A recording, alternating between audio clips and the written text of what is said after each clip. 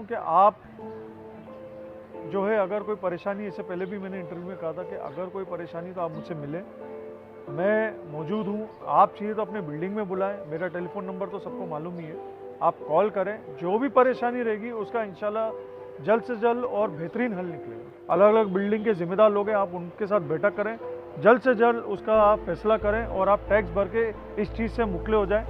आज की तारीख में 2, 3, 4, 5 लाख रुपए भी कम होना बड़ी बात है।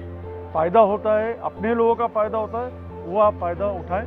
मैं बस यही चाहता हूँ मेरी मुमरा कौसा की जनता से कि वो इस चीज़ से निकल जाए ताकि उनको राहत मिले।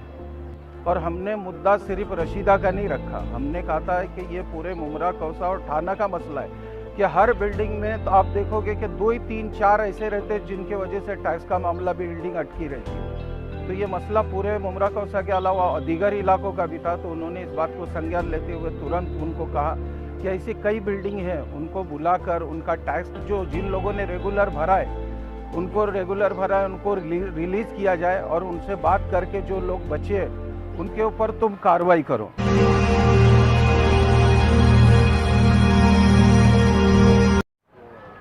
महराज भाई, हमने आपके कवरेज किया था टैक्स को लेकर के। जी याद है। उसमें आपने आवाम से वादा किया था कि टैक्स को लेकर कोई भी परेशानी आती है तो मैं वहाँ हाजिर रहूँगा। जी ये चीज़ हमने देखी है, इसमें कोई दो राय नहीं। आप यहाँ पर है, रशीदा अपार्टमेंट का फेसबुक पे मैसेज भी चला कि ये बिल्डिंग सील हो गई है, कोई कुछ मदद करे। काबिल तारीफ़ है कि आप आए, जनता के लिए आपने कोशिश की, वरना एक डर बैठा हुआ था कि म्यूनसिपाल्टी एक बार जिस बिल्डिंग को अंडर में ले ले फिर कोई रास्ता ही नहीं है। क्या कोशिशें की आपने और क्या आपने रास्ता निकाला है कि बिल्डिंग का जो टैक्स बचा हुआ है और जो लोगों को परेशानी हो रही है वो दूर हो जाए, उसके लिए क्या किया आपने? सबसे पहली बात तो ये आदिल भाई के ये रशीदा के मेंबर हैं, वो लोग मेरे पास आए और उन्हें रफ़ीक भाई लेकर आए और हमने रफ़ीक भाई ने और आसिम भाई, हमारे फ़िरोज़ भाई और भी 2 हमारे जो चाचा हैं, हम लोग पहले बैठ के डिस्कस किया कि जो प्रॉब्लम चल रही है, आज 7-8 साल से प्रॉब्लम है जो हल नहीं हो रहा, तो उसका हल क्या निकला। तो मैंने और रफ़ीक भाई ने ये डिसाइड किया कि एक बार ट्राई करते हैं कमिश्नर साहब से बात करके। तो हम लोग कल कमिश्नर साहब के पास गए थे और कमिश्नर साहब को पूरा मसला बताया कि साहब ऐसा मसला है कि बिल्डिंग जो है वो टीएमसी ने अपने हाथ में ली हुई है और उसको ऑक्शन के अंदर डाला हुआ है। मैं मानता हूँ कि उसमें कुछ फ्लैट्स हैं जिन्होंने 3, 4, 5 साल से पैसा भरा नहीं है और दुकानदारों ने भी पैसा भरा नहीं, उसमें फ्लैट्स और दुकान सब मिले हुए हैं, एक साथ टैक्स आता है उसका। तो इसका आप जो है बिल्डिंग वाले टैक्स भरने को तैयार हैं और हम ये चाहते हैं कि दुकान के जो टैक्स हैं वो बिल्डिंग से अलग कर दिए जाएं और बिल्डिंग वाले उसका टैक्स भर देंगे। और हम ये चाहते हैं कि जो टीएमसी के नाम पे जो टैक्स आ रहा है, उसके नाम से आता है टीएमसी के नाम से, वो दोबारा जो है इंडिविजुअल ओनर्स के नाम पे हो जाए। तो कमिश्नर साहब ने उसी टाइम उसको रिमार्क करके एडिशनल कमिश्नर जो है संजय हर्डेकर, उनको दिया। हम लोग उनके साथ बैठे थे, अगर आप फेसबुक देखेंगे तो उसमें हमारा उनके साथ डिस्कशन का फोटो भी है। उन्होंने ताबड़तोड़ सोलन के साहब को वो आदेश दिया कि आप इस मैटर में देखिए और जल्द से जल्द इसके ऊपर आप निर्णय लेके और पब्लिक का हो सके जितना हो सके भला करके। सर, उस बिल्डिंग में टैक्स भरने वाले ज़्यादा है या नहीं भरने वाले ज़्यादा है? कौन, किसकी तादाद ज़्यादा है? उसमें टैक्स भरने वाले ज़्यादा हैं। समझो 28 फ्लैट है तो 24 फ्लैट वाले टैक्स भरने को तैयार है। उसमें खाली नहीं भर भी चुके हैं और भी यानी जो बिल्डिंग्स हैं जो बचे कुछ हैं जो भरने को भी तैयार है। उसमें कैसे किसी का कुछ ना कुछ प्रॉब्लम्स है, किसी की दुकान मिली हुई है, किसी के फ्लैट वाले भरने को तैयार नहीं है। कुछ लोग ज़्यादातर, मगर जो 100% जो माफ़ी निकली है उसमें लोग खुद से इंटरेस्ट लेके भरने को तैयार हैं।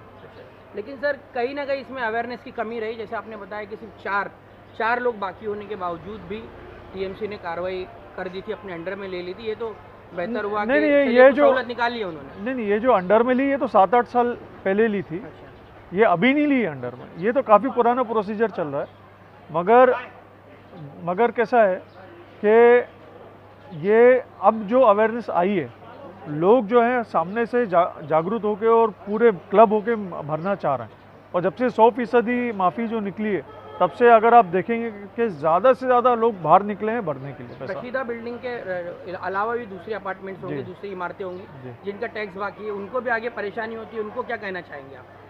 उनसे मैं ये कहना चाहता हूँ कि आप जो है अगर कोई परेशानी, इससे पहले भी मैंने इंटरव्यू में कहा था कि अगर कोई परेशानी तो आप मुझसे मिलें, मैं मौजूद हूँ। आप चाहिए तो अपने बिल्डिंग में बुलाएं, मेरा टेलीफोन नंबर तो सबको मालूम ही है, आप कॉल करें, जो भी परेशानी रहेगी उसका इंशाल्लाह जल्द से जल्द और बेहतरीन हल निकलेगा। सर, जो लोग टैक्स भरने का, जो बचे हुए वहाँ पर टैक्स भरने का कह रहे हैं, अगर वो 28 तारीख के पहले, जैसे इसमें बढ़ोतरी की गई थी 28 फरवरी तक, उसके पहले भरते हैं तो क्या उनको डिस्काउंट रहेगा या नहीं? कमिश्नर साहब ने 28 तारीख की डेडलाइन दी है, उससे पहले आपको किसी भी हाल में टैक्स भरना पड़ेगा, तो आप उसका लाभ उठा पाएंगे, आप उसका फ़ायदा उठा पाएंगे। अगर 28 फरवरी निकल गया तो मार्च से कमिश्नर साहब ने साफ बोला है जितना पेनल्टी लगा था वो पेनल्टी के साथ भरना पड़ेगा। मैं मुमरा कौसा से और ख़ास करके वार्ड नंबर 32 से ये रिक्वेस्ट करूँगा कि आप लोग बिल्डिंग में मीटिंग लें, चाहिए तो आपके नगर सेवकों को बुलाएं, आपके जो जिम्मेदार है जैसे रफ़ीक भाई हैं, असीम भाई है, फिरोज़ भाई हैं, ऐसे कई लोग हैं जैसे अलग अलग बिल्डिंग के ज़िम्मेदार लोग हैं, आप उनके साथ बैठक करें, जल्द से जल्द उसका आप फैसला करें और आप टैक्स भर के इस चीज़ से मुक्ले हो जाएं। आज की तारीख में 2, 3, 4, 5 लाख रुपए भी कम होना बड़ी बात है, फ़ायदा होता है, अपने लोगों का फ़ायदा होता है, वो आप फ़ायदा उठाएं। मैं बस यही चाहता हूँ मेरी मुमरा कौसा की जनता से कि वो इस चीज़ से निकल जाएं ताकि उनको राहत मिले। रफ़ीक भाई से बात करेंगे। रफ़ीक भाई वार्ड नंबर 32 के कारपोरेटर हैं मेराज नईम खान साहब।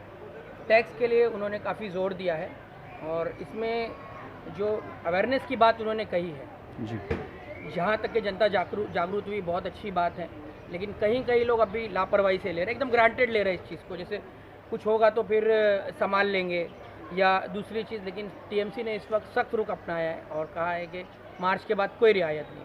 क्या कहना चाहेंगे आवाम को जो लापरवाही बरत रही है? असल में ये मामला शुरू हुआ हमारे इधर एक पानी का पाइपलाइन का काम शुरू था, वहाँ पर हम लोग काम करा रहे थे, तो मेराज भाई आए वहाँ पर। ये जो है 4 और 5 साल से मसला चालू है रशीदा अपार्टमेंट का, कि अक्सर लोग आते इधर बात करते, लेकिन बाद में मैं दिमाग में ये आया मेराज भाई हमारे कि ये बात क्यों ना कमिश्नर साहब से किया जाए। फिर हम लोग थाना महानगर पालिका, फिरोज़ भाई, हसीम भाई, हम लोग इसाक भाई, हम लोग सब लोग वहाँ पर पहुँचे और पावस्कर चाचा भी थे उसमें। हम लोग सब लोग वहाँ लेकर इनको पहुँचे।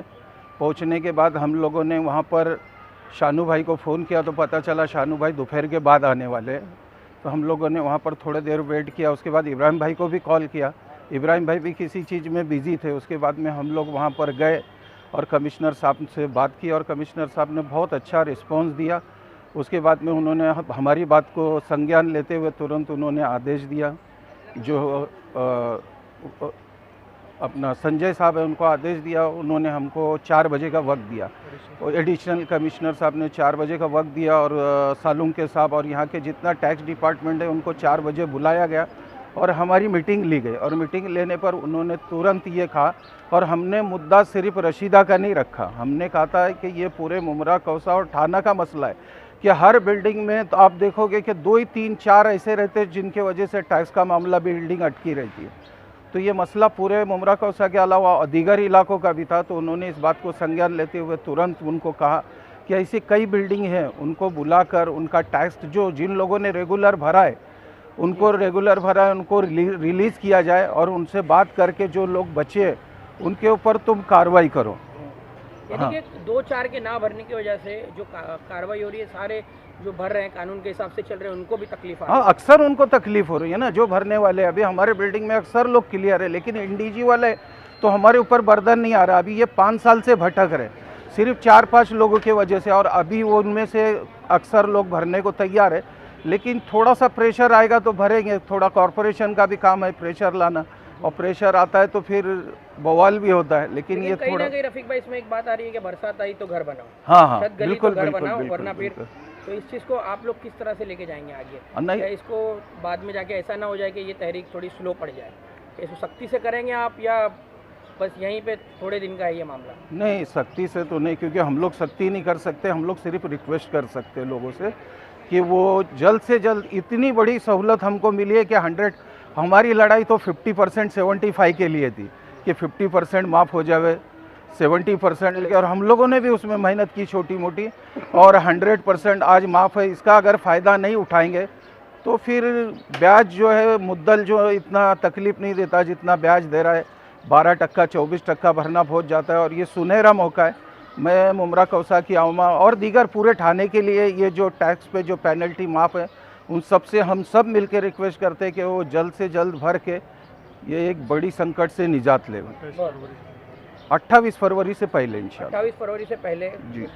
डेट है एक बार बता दीजिए कि कितनी तारीख तक भरना है और क्या है। एक बार आप अपने तरफ 28 से बता दीजिए। फरवरी के पहले, और हो सकता है वो डेट बढ़े, लेकिन हमको वहाँ से इशारा दिया गया कि ये 28 तारीख शायद लास्ट रहेगी। इसके बाद हाँ, हम लोग 28 ही पकड़ के चले, और जल्द से जल्द वो पेनल्टी माफ़ हो जाएगी। 100% पेनल्टी माफ़ है, और ये टैक्स का जो है भरकर जो मुद्दल है वो भरकर इससे अपने